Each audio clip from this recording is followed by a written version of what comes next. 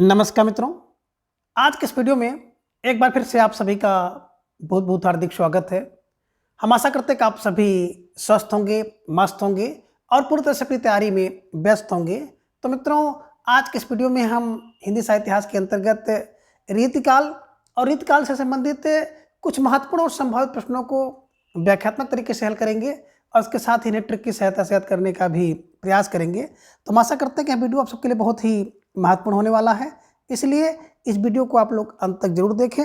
Channel पर नए हैं तो चैनल को सब्सक्राइब कर लें और इसके साथ ही अगर आपको थोड़ा सा भी उचित लगे तो इस वीडियो को अपने जो परिचित लोग हैं उनके पास भी शेयर करें। तो जैसा कि स्क्रीन पर आप देख पा रहे हैं, प्रश्न संख्या 1 है कि रीतिकाल के नामकरण करता है, यानी कि रीतिकाल नाम किसने दिया?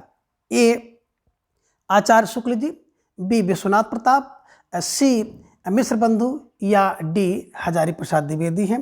तो धीरे धीरे ढेर सारे भाई बहनों का जवाब भी आ गया। सब विकल्प को लॉक किया जाए, आचार्य Ramchandra Shukla is right answer, है ना। देखिए रीतिकाल काल रामचंद्र शुक्ल है ना, ये ध्यान में रखिएगा। जैसे आप देखिएगा रीतिकाल, तो रीतिकाल रामचंद्र शुक्ल है ना, काल राम से है। काल रीतिकाल देखिएगा तो रामचंद्र शुक्ल को लगाइएगा। और रीतिकाव्य अगर आ जाए तो रीतिकाव्य गियरसन महोदय ने नाम दिया है, ध्यान में रख लीजिएगा। अलंकृत काल मिश्र बंधु ने कहा है। श्रृंगार काल विश्वनाथ प्रसाद मिश्र ने कहा है, ये ध्यान में रख लीजिएगा। और इसी को अंधकार काल भी कहा है त्रिलोचन जी ने।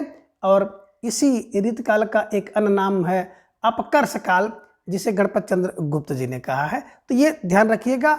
वेरी वेरी मोस्ट इंपॉर्टेंट प्रश्न है, खासतौर से रीतकाल के नामकरण को लेकर के प्राय आपकी परीक्षा में प्रश्न पूछा जाता है। ठीक है, चलिए। अब प्रश्न संख्या 2 है कि आचार्य शुक्ल द्वारा रीतकाल का कालक्रम है, ये 1478 से 1700 ईस्वी, बी 1700 ईस्वी से 1900 ईस्वी, सी 1705 से 1900 ईस्वी या डी इनमें से कोई नहीं। तो ढेर सारे भाई बहनों ने फटाफट इसका जवाब दे दिया। विकल्प बी को लॉक किया जाए। 1900 से लेकर के 1700 से लेकर के 1900 ईस्वी इज राइट आंसर। ठीक है, चलिए।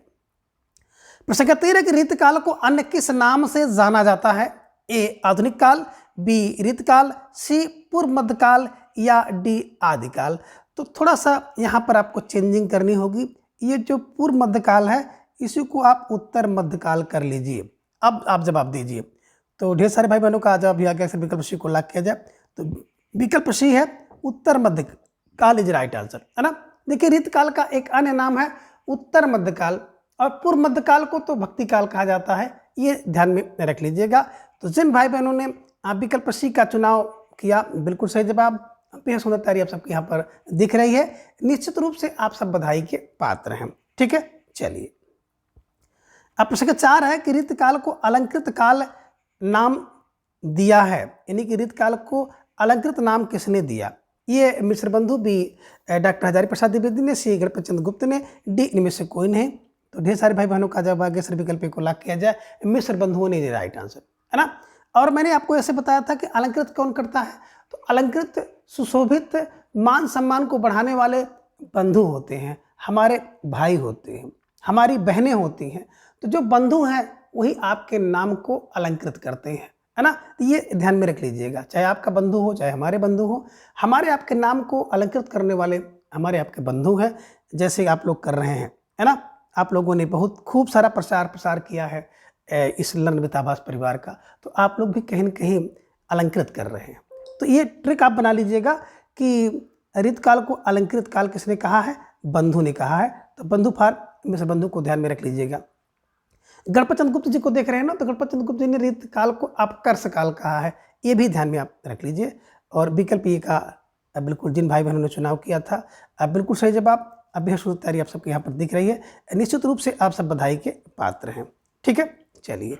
ये लीजिए प्यारा सा प्रश्न आपकी स्क्रीन पर आ गया। प्रश्न संख्या 5 कि रीतकाल को श्रृंगार काल कहने वाले विद्वान हैं, ये आचार्य शुक्ल, बी मिश्र बंधु, सी विश्वनाथ प्रताप मिश्र या डी इनमें से कोई नहीं। तो ढेर सारे भाई बहनों का जवाब आया। सर विकल्प सी को लॉक किया जाए, विश्वनाथ प्रताप मिश्र इज राइट आंसर। अरे मैंने इसको आपको एक क्लू से बताया था ना कि श्रृंगार तो पूरा विश्व करता है, हर व्यक्ति श्रृंगार करता है, तो श्रृंगार विश्व करता है, तो विश्व से विश्वनाथ प्रताप मिश्र को ध्यान में रख लीजिएगा। स्टार लगाकर इसे अपने नोटबुक में दर्ज कर लीजिएगा। ठीक है, चलिए। प्रश्न 6 है कि रीत सिद्ध कवि हैं। अब इनमें से कौन से कवि हैं जो कि रीत सिद्ध हैं? ए बिहारी, बी मतिराम, सी घनानंद, डी देव हैं। तो ढेर सारे भाई बहनों का जवाब भी आया, सर विकल्प को लॉक किया जाए। रीत सिद्ध जो हैं बिहारी हैं और रसलीन जी भी हैं, तो इसे ध्यान में रख लीजिएगा कि रीत सिद्ध कवि बिहारी और रसलीन जो प्रमुख रीत सिद्ध कवि के अंतर्गत आते हैं। ठीक है, चलिए। अब प्रश्न 7 है कि रीत काल के कवि नहीं हैं। अब इनमें से कौन से कवि हैं जो कि रीत काल से संबंधित नहीं हैं? ये घनानंद, बी बोधा, सी भूषण या डी इनमें से कोई नहीं। तो हालांकि भूषण जी को आप लोग सही करेंगे इस विकल्प के अनुसार, लेकिन भूषण जी भी रीत काल के अंतर्गत आते हैं कहीं न कहीं, है ना, इधर में रख लीजिएगा और विकल्प सी भूषण को आप लोग सही कर लीजिएगा। ठीक है, चलिए। अब प्रश्न 8 है कि बिहारी सतसई के रचनाकार हैं। ये कह रहे हैं कविवर बिहारी, बी भूषण, सी मतिराम, डी देव। अब आपको जवाब देना प्रश्न 8 का कि बिहारी सतसई के रचनाकार कौन है, और धीरे धीरे ढेर सारे भाई बहनों का जवाब भी आ गया कि बिहारी सतसई, है ना, कविवर बिहारी। बिहारी की बिहारी सतसई है, जिसमें कुछ लोगों का मानना है 713 और कुछ अन्य विद्वान 719 है जो है दोहा मानते हैं। तो ये ध्यान में आप रख लीजिएगा और इसको बिल्कुल ऐसे ही, है ना, रख लीजिएगा। ठीक है, चलिए। प्रश्न 9 है काव्य प्रकाश के रचनाकार हैं। अब आपको जवाब देना है ये चिंतामणि, बी बिहारी, सी मंडन, डी आलम। तो काव्य प्रकाश किसकी रचना है? और मैंने आपको क्लू से बताया था और आपका जवाब भी आ गया, सर विकल्प को लॉक किया जाए, चिंतामणि, विकल्प ए इज राइट आंसर, है ना। देखिए काव्य प्रकाश की क्या होती है, चिंता होती है हर व्यक्ति को कि काव्य शास्त्र की चिंता होती है ना, कैसे पढ़ा जाए, कैसे रटा जाए, कौन सी किताब पढ़ा जाए। तो बस इसी को बना लीजिए, काव्य प्रकाश की चिंता होती है, चिंता होती है, चिंतामणि को ध्यान में रख लीजिएगा। ठीक है ना। वैसे अगर देखा जाए तो मम्मट का काव्य प्रकाश है, ये ध्यान में रख लीजिएगा, संस्कृत का ग्रंथ है। ठीक है, चलिए। अब प्रश्न 10 है इसके नामा के रचनाकार हैं। ये पद्माकर, बी आलम, सी देव, डी बोधा, है ना। आपका जवाब भी आ गया, सर विकल्प डी को लॉक किया जाए, है ना। इश्क का नाम बोधा है, इश्क का नाम बोधा है। और मैंने आपको बताया था इश्क की लता घनी है, तो एक रचना इसी से मिलती जुलती है, इश्क लता घनी है, घनानंद जी की रचना है, और इश्क का नाम तो बोधा है और इसकी लता घनी है। ऐसे ट्रिक बना करके इन दोनों रचनाओं को बिल्कुल आपको रट्टा लगाना है। ठीक है, चलिए। प्रश्न 11 है कि रस रत्नावली के रचनाकार हैं। ये मंडन, बी आलम, सी देव, डी घनानंद। तो प्रश्न 11 का जवाब भी आ गया कि रस की रत्नावली में मंडन करो, रस की रत्नावली में मंडन करो। मंडन फार मंडन जी की रचना है। जिन भाई बहनों ने विकल्प का चुनाव किया था, बेहद सुंदर तैयारी, है ना। निश्चित रूप से आपका जो ये परिश्रम है रंग लाने वाला है। ठीक है, चलिए। प्रश्न 12 और बहुत बेहतरीन प्रश्न है ये, कई बार आपके जो अभ्यास चल रहा है इस अभ्यास के क्रम में आ चुका है और आगे आता भी रहेगा, है ना। ये कह रहे हैं कि मतिराम का, बी मंडन का, सी घनानंद का, डी केशव का। तो आप सब भाई बहनों ने जवाब दिया कि रसिक प्रिया जो है केशव की है। रसिक प्रिया किसकी है? बोले सर केशव की है। बिल्कुल सही जवाब, सुंदर तैयारी। प्रश्न 13 है कि सूची 1 को सूची 2 से सुमेलित कीजिए। सूची 1 में आप देख रहे हैं कि रचना है और सूची 2 में रचनाकार हैं, इन्हीं को आपको सही क्रम में मिलाना है। तो अगर आप इसको थोड़ा सा सही से मिलाएंगे तो देखेंगे कि विकल्प ए में देख रहे हैं कि पिंगल प्रकाश लाल कवि, छत्र प्रकाश किशोर और चंद्र प्रकाश रसलीन, स्फुट छंद भिखारी का है। तो इसको अगर देखेंगे तो पिंगल प्रकाश किशोर का होता है। देखेंगे ना, पिंगल का एक अर्थ होता है छंद भी, ध्यान में रख लीजिएगा। तो पिंगल ज़्यादा कौन मारते हैं? किशोर लोग ज़्यादा पिंगल मारते हैं, क्योंकि उनको एक क्लू बना लीजिएगा, बहुत विशेष समाज का यथार्थ का अनुभव नहीं रहता है। तो जो किशोर लोग होते हैं वो कहते हैं अरे कैसे किसी का परीक्षा में नहीं होता, कैसे 5 साल से तैयारी कर रहे हो नहीं निकल रहा है। तो ये पिंगल जो है ना किशोर करता है, तो पिंगल प्रकाश किशोर का है। और छत्र प्रकाश है ना लाल कवि, है ना, लाल कवि, छत्र प्रकाश लाल कवि का है, ये ध्यान में रखिएगा। और छंद पर प्रकाश डालते हैं तो भिखारी जो है ना वो छंद पर प्रकाश डालें तो बड़ी मजे की बात है। और अस्फुट छंद में व्यक्ति लीन हो जाता है। अस्फुट छंद, अस्फुट माने एक तरह से आप कह सकते हैं फुटकर, है ना। अगर छंद मिल जाए तो व्यक्ति उसी को पकड़ने में बटोरने में लीन हो जाता है। तो अस्फुट छंद में लीन है रसलीन की, है ना। पिंगल पर प्रकाश किशोर डालता है, छत्र प्रकाश लाल कवि का है, छंद प्रकाश भिखारी का और अस्फुट छंद रसलीन का है। तो इसके हिसाब से अगर देखेंगे तो ए का 2, बी का 1, सी का 4, डी का 3, विकल्प ए इज राइट आंसर। ठीक है, जिन भाई बहनों ने विकल्प ए का चुनाव किया था बिल्कुल सही जवाब, बेसुंद तैयारी आप सबके यहाँ पर दिख रही है। ठीक है, अब प्रश्न संख्या 14 है, सुमेलित कीजिए। सूची 1 को सूची 2 से सुमेलित करना है। तो सूची 1 में आप देख रहे हैं रचना और सूची 2 में रचनाकार हैं, उसी को आपको सुमेलित करना है। ए में देख रहे हैं कि प्रेमचंद्रिका और सामने सूरत मिश्र हैं। बी में रस रत्नाकर सामने मंडन है, जनक पच्चीसी श्रीपति सामने है और काव्य सरोज देव हैं। तो इसी को आपको सही क्रम में मिलाना है और थोड़ा सा विचार करके आपको मिलाना होगा। बात करें प्रेमचंद्रिका, तो बिल्कुल इस टाइप के प्रश्न करने में बड़ा मज़ा भी आता है। अगर आपको 2 सही हो गए तो 2 आप वैसे मिला लेंगे, है ना। प्रेम की चंद्रिका है तो देव जी की रचना है, इधर में रखिएगा, प्रेम चंद्रिका देव की। और यहाँ पे आप देख रहे हैं कि रस रत्नाकर सूरत मिश्र जी की रचना है ना। आप यहाँ पे देखेंगे कि रचना आपको मिलेगी जनक पच्चीसी मंडन, है ना, और काव्य सरोज श्रीपति का है ना। काव्य के सरोज में श्रीपति लक्ष्मी जी के पति हैं, तो ये ध्यान में आप रख लेंगे। इसके हिसाब से अगर आप मिलाएंगे तो अब विकल्प सी आपको मिलेगा, ए का 4, बी का 2, बी का 1 है, सी का 2 है, डी का 3 है। तो विकल्प सी इज राइट आंसर, है ना।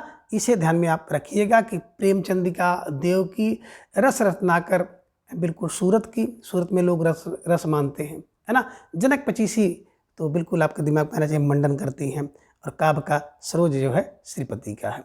ठीक है, चलिए अब प्रश्न 15 है कि सुमेलित कीजिए। सूची 1 में रचना और सूची 2 में रचनाकार हैं, उसी को आपको सुमेलित करना है। नीचे आपको कूट दिखाई दे रहा है, तो इस कूट के अनुसार आपको प्रश्न को उत्तर देना है। ये की बात करते हैं तो प्रेमदीप का घनानंद, प्रीति पावस देव सामने है, ललित राम सामने भूषण है और छत्रसाल दशक के सामने मतीराम है। इसको अगर आप सही क्रम में मिलाएंगे तो देखेंगे कि जो प्रेम दीपिका है ना, ये देव के लिए है, प्रेम दीपिका देव की है। और प्रीति पावस है ना, प्रीति प्रवास है ना, प्रीति में प्रवास होता है जब घना प्रेम होता है।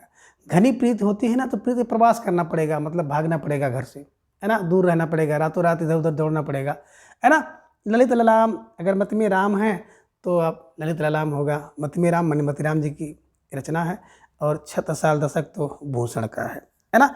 तो इसके हिसाब से अगर आप देखेंगे तो बिल्कुल ए का 2 और बी का 1, सी का 4, डी का 3, विकल्प ए इज राइट आंसर, है ना। बिल्कुल सही जवाब आप सबका यहाँ पर दिख रहा है। अब प्रश्न 16 है कि देव माया प्रपंच नाटक किसकी रचना है। अब देव माया प्रपंच है ना, ये जसवंत बी सोमनाथ, सी देव, डी निवाज। तो देव माया प्रपंच देव का ही है ना। देव की माया और देव के प्रपंच देव ही जाने, है ना। तो देव माया प्रपंच और देव जी की रचना है। ठीक है, चलिए अब प्रश्न 17 है कि नैषध चरित किसकी कृति है। ये गुमान मिश्र, बी राम सिंह, सी लाल कवि, डी सोमनाथ का। तो देखिए बात करते हैं नैषध चरित, जो मूल ग्रंथ है संस्कृत का, इसके जो रचनाकार हैं श्री हर्ष जी हैं, है ना। लेकिन कह रहे नैषध चरित रचना किसकी है हिंदी में, तो नैषध चरित पर गुमान करते हैं लोग, है ना। नैषध चरित पर गुमान करते हैं, तो गुमान मिश्र को ध्यान में रख लीजिएगा, स्टार लगाकर फटाफट अपने नोटबुक में दर्ज कर लीजिएगा। ठीक है, चलिए ये लीजिए प्रश्न 18 आपकी स्क्रीन पर आ गया कि श्रृंगार चालीसा, श्रृंगार लतिका, श्रृंगार बत्तीसी, है ना। श्रृंगार का चालीसा, श्रृंगार की लतिका, श्रृंगार की बत्तीसी, ये किसकी रचनाएं हैं। ये सेनापति, बी द्विजदेव, सी केशव, डी चंद्रशेखर। तो बिल्कुल है ना, आपका सभी का जवाब आ गया। अक्सर विकल्प बी को लॉक किया जाए तो विकल्प B Dwijdev is right answer, है ना। देखिए श्रृंगार का चालीसा किसके पास है, तो द्विजदेव के पास है। श्रृंगार की लतिका द्विजदेव के पास है और श्रृंगार की बत्तीसी द्विजदेव के पास है ना। तो द्विजदेव को ध्यान में रख लीजिएगा। ठीक है, चलिए प्रश्न संख्या 19 है कि निम्नलिखित कवियों के जीवन कालक्रम का सही आरोही क्रम है। ए में भूषण मतीराम बिहारी देव है, बी में मतीराम भूषण बिहारी और देव है, सी में बिहारी मतीराम भूषण देव, और डी में आप देख रहे हैं बिहारी भूषण है ना मतीराम और देव हैं। तो इसको अगर आप सही क्रम में मिलाएंगे तो विकल्प सी आपका सही होगा, BMBD बिहारी मतीराम भूषण और देव। ठीक है, चलिए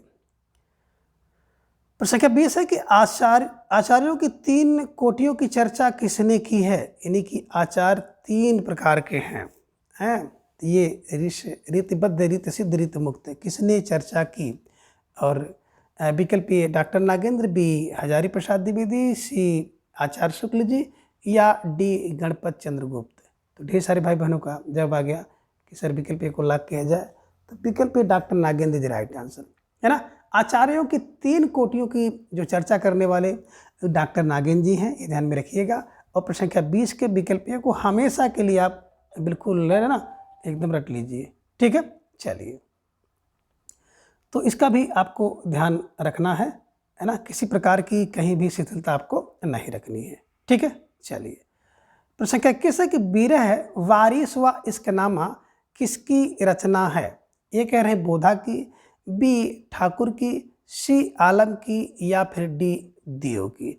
तो अब आपको जवाब देना है कि विरह वारिस व इश्कनामा किसकी रचनाएं हैं। आपको जवाब देना है, थोड़ा सा सोच समझकर विचार करके इसका जवाब दीजिएगा है ना। तो धीरे धीरे ढेर सारे भाई बहनों का जवाब आ गया कि विरह वारिस और इश्कनामा बिल्कुल बोधा जी की रचना है ना। विरह की वारिस का बोध होता है और इश्कनामा का बोध होता है। इसकी लता घनी होती है, ये ध्यान में रखिएगा। इसकी लता अगर आ जाए तो घनी है, घनानंद जी की रचना है, ध्यान में रखिएगा। ठीक है, चलिए अब प्रश्न संख्या 22 है कि घनानंद की प्रेमिका का नाम था। ये सुजान, बी मंजुला, सी है प्रांजल, डी में से कोई नहीं। तो ढेर सारे भाई बहनों का जवाब आ गया कि घनानंद की जो प्रेमिका थी उसका नाम था सुजान। विकल्प ए इज राइट आंसर। ठीक है, अब प्रश्न 23 है घनानंद के संबंध में किसने लिखा है कि भाषा के लक्षक एवं व्यंजक बल की सीमा कहाँ तक है, इसकी पूरी परख इन्हीं को थी। ये कह रहे हैं आचार्य शुक्ल ने कहा, बी डॉक्टर नागेंद्र ने, सी हजारी प्रसाद द्विवेदी ने, डी में से कोई नहीं। तो प्रश्न संख्या 23 का जवाब फौरन आ गया, सर विकल्प को लॉक किया जाए। आचार्य रामचंद्र शुक्ल जी राइट आंसर है ना। आचार्य रामचंद्र शुक्ल जी ने घनानंद के संबंध में लिखा है कि भाषा के लक्षक एवं व्यंजक बल की सीमा कहाँ तक है, इसकी पूरी परख किसमें है, घनानंद जी में है। ठीक है, चलिए प्रश्न संख्या 24 है सुमेलित कीजिए सूची 1 को सूची 2 के साथ सुमेलित करना है। तो सूची 1 में कवि है और सूची 2 में उनका जन्म काल है, उसी को आपको सम्मिलित करना है। ए में बिहारी सामने आप देख रहे हैं 1559 से 1663 में, बी में भूषण है 1623 से 1715, सी में केशव है 1560 से 1617, और डी में घनानंद है 1689 से 1739। तो अब इसको अगर आप सही क्रम में मिलाएंगे तो आप देखेंगे कि विकल्प इसमें जो ये है ना, 1 2 3 4 इज राइट आंसर। बिहारी का जन्म बिल्कुल 1500 से 1663 में, भूषण का 1623 में 23 से 1715 तक, और केशव को देख रहे हैं तो 1560 से 1617 में, और घनानंद 1689 1739। ठीक है, चलिए विकल्प ए इज राइट आंसर। प्रश्न संख्या 25 है कि सुजान चरित्र की रचनाकार हैं। सुजान चरित्र की रचनाकार कौन है, आपको जवाब देना है। ये कह रहे हैं कि घनानंद है, बी भूषण है, सी मतीराम है, डी देव हैं। तो ढेर सारे भाई बहनों का जवाब भी आ गया कि जो सुजान चरित्र होता है ना, उसके अंदर घन आनंद होता है ना। सुजान माने अच्छा चरित्र जिसके अंदर होगा वो घन आनंद, खूब आनंद उसके अंदर होगा। तो सुजान चरित्र घनानंद की रचना है और सुजान इनकी प्रेमिका थी, तो ध्यान में रखिएगा उसके चरित्र के बारे में घनानंद जी ने लिखा होगा। ठीक है, चलिए प्रश्न संख्या 26 है कि सूची 1 को सूची 2 से मिलाना है। सूची 1 में जो है आप देख रहे हैं कि रचना है, और सूची 2 में उसके रचनाकार हैं। ठीक है, तो ये में देख रहे हैं रामायण सामने ग्वाल, बी में हमीर हट चिंतामणि, सी में रामचरित सूरत मिश्री, और रामालंकार सामने है गोप। तो इसको जब आप सही से मिलाएंगे तो देखेंगे रामायण की बात करते हैं ना, तो रामायण नाम की एक रचना चिंतामणि ने किया है। रामायण की चिंता होती है, चिंतामणि को ध्यान में रख लीजिएगा। हमीर हटी होते हैं, कौन? ग्वाल। ग्वाल जो है हमीर और हटी होते हैं, तो हमीर हट ग्वाल की रचना है। यहाँ पे आप देख रहे हैं कि सी में, है ना, कि सी में आप देख रहे हैं कि रामचरित सूरत मिश्र का है, बिल्कुल, है ना, और रामालंकार गोप का है। तो बिल्कुल इसके हिसाब से देखेंगे, एक का दो, ये का दो और बी का एक, बी का एक और इसके बाद सी का तीन, डी का चार। अब विकल्प ए इज राइट आंसर। ठीक है, चलिए इसको ऐसे आपको दिमाग में बैठाना है कि रामायण की चिंता होती है चिंतामणि की, हमीर हट होते हैं ग्वाल, है ना, राम का चरित्र सूरत मिश्र जैसा है और रामालंकार गोप का है। ठीक है, चलिए अब प्रश्न का 27 है कि अलंकार पंचाशिका किस कवि द्वारा लिखित ग्रंथ है? अलंकार पंचाशिका, ये कह रहे हैं कि भूषण का, विदेव का, सियालम का, डी मति राम का। तो प्रश्न संख्या 27 का जवाब भी आ गया। अक्सर विकल्प डी को लॉक किया जाए तो विकल्प D Matiram is right answer. अलंकार की पंचाशिका मति में राम, अगर मति में राम है तो अलंकार की पंचाशिका है। ठीक है, चलिए प्रश्न संख्या 28 है कि नवरस तरंग नामक ग्रंथ के रचनाकार हैं। ये रसनिधि हैं, बी रसलीन है, सी पद्माकर हैं, डी बेनी प्रसाद हैं। तो प्रश्न संख्या 28 का जवाब भी आ गया। अक्सर विकल्प डी को लॉक किया जाए, है ना, नवरस तरंग विकल्प D Beni Prasad is right answer, है ना। नवरस का तरंग कौन लेते हैं? तो बेनी प्रसाद लेते हैं, ध्यान में आप रखिएगा। ठीक है, चलिए अब प्रश्न संख्या 29 है कि रघुनाथ अलंकार किस कवि की रचना है? ए सेवादास की, बी मतिराम की, सी सेनापति की, या डी इनमें से कोई नहीं है। तो ढेर सारे भाई बहनों का जवाब आ गया कि रघुनाथ अलंकार सेवादास की है, सेवादास की रचना है। ध्यान में रखिएगा, स्टार लगाकर इसे अपने नोट में दर्ज कर लीजिएगा। ठीक है, अब प्रश्न संख्या 30 है कि रस दर्पण के रचनाकार ए रघुनाथ, बी दुल्हा, सी गोप, डी सेवादास। तो रस के दर्पण में कौन लीन है? जो सेवा करने वाला दास है वो रस के दर्पण में लीन है ना। अगर आप सेवा करेंगे तो आपको रस का दर्पण मिलेगा। तो सेवादास की रचना है, ध्यान में रख लीजिएगा। ठीक है, अब प्रश्न 31 है कि वृत्त तरंगणी किसकी कृति है? ए राम सहाय, बी रसलीन, सी रसनिधि, डी इनमें से कोई नहीं। तो आप सबका जवाब भी आ गया। सिर्फ विकल्प को लॉक किया जाए, राम सहाय इज राइट आंसर, है ना। वृत्त तरंगणी राम सहाय की रचना है, ये ध्यान में रख लीजिएगा। ठीक है, चलिए अब प्रश्न संख्या 32 से प्यारा सा प्रश्न है। एक लाइन है कि अतिशुद्धो स्नेह को मार्ग है जहाँ, अतिशुद्धो स्नेह को मार्ग है। तो यहाँ पे अतिशुद्धो प्रेम को मार्ग है, कथन किस कवि का है? ये घनानंद, बी केशव, सी आलम, डी बिहारी। तो ढेर सारे भाई बहनों का जवाब भी आ गया कि सर अति सीधा और स्नेह का मार्ग बड़ा घना है। तो घना है घनानंद जी की पंक्ति है, ध्यान में रख लीजिएगा। ठीक है, चलिए अब प्रश्न संख्या 33 है कि जो जो बूटे श्याम रंग त्यों त्यों उज्जवल होए, पंक्ति किस कवि की है?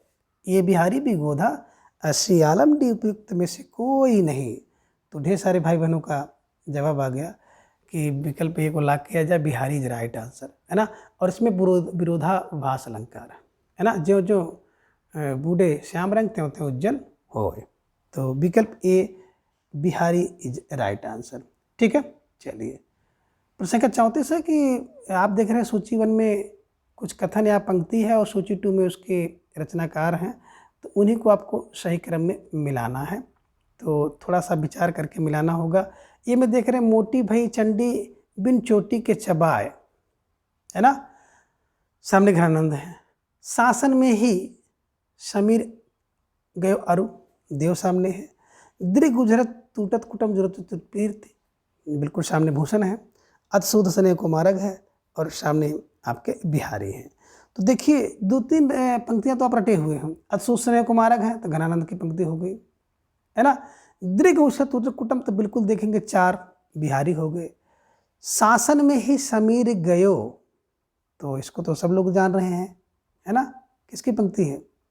शासन में समीर को भी आपने देखा था, देव जी की पंक्ति है, देव की। अब बचा कौन?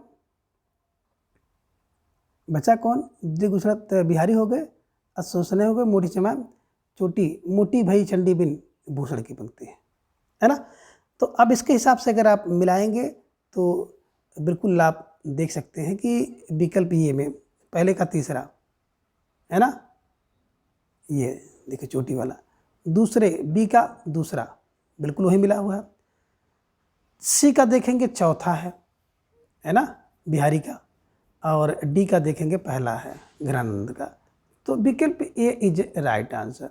ठीक है, चलिए अब प्रश्न संख्या 35 है कि सुमेलित कीजिए। एक तरफ आप देख रहे हैं कुछ पंक्तियां हैं और दूसरी तरफ उसके रचनाकार हैं, तो उसी को मिलाना है। ए में कुंदन के रंग फीको लागो, सामने रश्मि। बी में सुंद तरो उनको बन रहा, सामने मतिराम है। यह प्रेम को पंथ कराल, सामने केशव है। लाल भाल पे लसत है, सामने है बोधा। तो इसके हिसाब से अगर आप जब मिलाएंगे तो आपको दिखाई पड़ेगा कि कुंदन का रंग फीका लगे। मैंने कई बार चर्चा किया कि कुंदन का रंग फीका लगता है कब, जब मति में राम है। अगर आपके मत में या हमारे मत में राम जी बैठ गए हैं तो कुंदन का रंग भी फीका लगेगा। तो ए का 2 आपको मिल गया। सिंध तरो उनको बनरा, कहीं न कहीं बांड की जो है ना बनरा रावण द्वारा कहा जा रहा है, तो ऐसा आपने देखा होगा केशव की रामचंद्रिका में है ना। तो केशव जी को आप पकड़ लीजिए है ना। यह प्रेम को पंथ महा कराल महा बोधा की पंक्ति है। और लाल भाल पे लसत, तो बिल्कुल डी का पहला, डी का पहला। अब इसके अनुसार अगर आप मिलाएंगे तो विकल्प डी आपको मिलेगा है ना, कि कुंदन को रंग फीके लागे मतिराम, बिल्कुल। सिंधु तरह उनको बन रहा, तो केशव है तीसरा। प्रेम के पंथ कराल है चौथा बोधा। और लाल भाल पे लसत है पहला रसनिधि है ना, ये ध्यान में रखिएगा। और विकल्प डी को हमेशा के लिए आप कंठस्थ कर लीजिए। प्रश्न 36 है कि सुमेलित कीजिए। सूची 1 को सूची 2 के साथ आपको सुमेलित करना है। कि ये में देख रहे हैं कि जदब सुजा सुलक्षणी, सामने केशव। केली के रात अघाने नहीं, मतिराम है। ऊंचे घोर मंदिर के अंदर रहने वाले भूषण। दारा की दौर है ना, यह रार नहीं खुजवे की, तो इसमें देखेंगे भूषण है। इसके हिसाब से तो बिल्कुल आपका रट्टा लग गया और कुछ इसमें करना ही नहीं है। 1 2 3 4 इज राइट आंसर। अब विकल्प ये जिन भाई बहनों ने दिया अब बिल्कुल सही जवाब है। जदब सुजा सुलक्षणी केशव जी की पंक्ति है। केली के रात आघाने नहीं, मतिराम जी की। ऊंचे घोर मंदिर के अंदर रहने वाली। और दारा की न दौर की, यह रार नहीं खुजवे की, ये भूषण की पंक्ति है। तो विकल्प ये 1 2 3 4 इज राइट आंसर। प्रश्न संख्या 37 है। सूची 1 में आप देख रहे हैं रचना और सूची 2 में रचनाकार हैं, उसी को आपको मिलाना है। ये में अंग दर्पण सामने रसलीन है। गोविंद विलास बोधा है। विरह वारिश कृष्ण कवि है। गीत संग्रह रस निधि है। अब इसको जब आप मिलाएंगे तो यहाँ पे थोड़ा सा ध्यान देना पड़ेगा। अंग दर्पण है ना, अंग दर्पण देखने में लीन है, तो भैया पहले का तो बिल्कुल 1 का 1 है, ऐसा ही है। और देखें ए और सी 2 जगह मिल रहा है आपको, 1 का 1 है ना। दूसरा आप देखेंगे गोविंद का विलास, गोविंद का विलास कृष्ण कवि जाने, तो बी का 3 आपको मिलना चाहिए। देखिए 3 ए में मिल गया है ना। अब विरह की वारिश होती है बोधा में, तो सी का 2 हो गया। और गीत संग्रह करते हैं रस निधि, तो विकल्प ये जिन भाई बहनों ने चुनाव किया था बिल्कुल सही जवाब। और बेहद सुंदर तैयारी आप सबके यहाँ पर दिख रही है, तो निश्चित रूप से आप सब बधाई के पात्र हैं। प्रश्न संख्या 38 है कि कर्णाभरण नामक ग्रंथ के रचनाकार हैं। इन्हीं कर्णाभरण किसकी रचना है, आपको जवाब देना है। ये कर्नेश की, बी ग्वाल की, सी बोधा की, डी में से किसी की नहीं। तो कर्णाभरण परीक्षा में पूछी गई रचना है। विकल्प ए कर्नेश कब की रचना है, ये आपको ध्यान में रखना होगा। कर्णाभरण कर्नेश, ए इज राइट आंसर। ठीक है, चलिए प्रश्न संख्या 39 है कि अतिशुद्ध स्नेह को मार्ग है जहाँ नैक सयानक बाँक नहीं। पंक्ति किस कब की है, ये घनानंद, बी केशव, श्रीमती राम, डी बोधा। तो अति सीधा स्नेह का मार्ग बहुत घना है, घना पर घनानंद जी की पंक्ति है। विकल्प ए इज राइट आंसर। ठीक है, प्रश्न संख्या 40 है कि फीको पै नीको लागे कहाई समय विचारी पंक्ति की रचनाकार हैं। अब फीको पै नीको लागे कहाई समय विचारी पंक्ति के रचनाकार कौन है ना। तो ये कह रहे हैं केशव हैं, बी वृंद कवि हैं, सी मतीराम है, डी इनमें से कोई नहीं है। तो ढेर सारे भाई बहनों का जब आगे सर विकल्प बी को लाग किया जाए, बिंद्र कवि इज राइट आंसर, है ना। फीको पे नीको लागो काहे समय विचार, बिंद जी की पंक्ति है। ठीक है, चलिए अब प्रश्न 41 है कि वृत्त कौमुदी के रचनाकार हैं। अब वृत्त कौमुदी के रचनाकार कौन है? ये कहने की देव, बी बोधा, सी मतीराम, डी इनमें से कोई नहीं। तो प्रश्न 41 का जवाब भी आगे अक्सर विकल्प सी को लाग किया जाए, मतीराम इज राइट आंसर। वृत्त की कौमुदी अगर मत में राम है तो आपको पूरी वृत्त की कौमुदी ही मिल गई है। ठीक है, चलिए अब प्रश्न 42 है कि वार वधु विनोद नामक रीति ग्रंथ के रचनाकार कौन है? प्रश्न 42 का जवाब आपको देना है। तो वार वधु विनोद नामक रीति ग्रंथ के रचनाकार कौन है? ये कालिदास त्रिवेदी हैं, बी पद्माकर हैं, सी देव हैं, या डी इनमें से कोई नहीं। तो ढेर सारे भाई बहनों का जवाब आ गया कि वार वधु विनोद कालिदास त्रिवेदी जी की रचना है, ध्यान में रखिएगा। ठीक है, चलिए अब प्रश्न 43 है कि नव रस तरंग नामक ग्रंथ के रचनाकार हैं। ये बेनी प्रवीण, बी पद्माकर, सी देव, या डी इनमें से कोई नहीं। तो प्रश्न 43 का जवाब भी आपका आ गया कि नवरस तरंग जो है बेनी प्रवीण जी की रचना है, ये ध्यान में रखिएगा। विकल्प ए को हमेशा के लिए आप सभी छाप लीजिए। ठीक है, चलिए प्रश्न 44 है कि हिम्मत बहादुर बिरुदावली की रचना किसने की?